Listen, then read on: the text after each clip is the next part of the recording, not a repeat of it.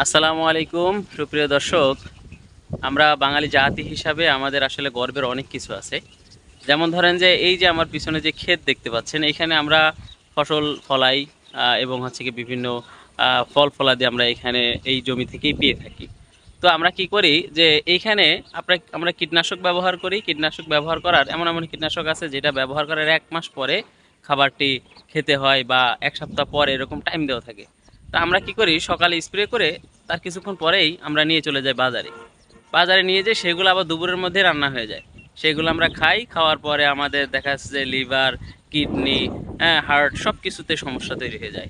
এবং পরবর্তীতে এই নিজের জমিটা, সে সম্বলটা এটা বিক্রি করেই আবার ডাক্তারের কাছে চিকিৎসা করি।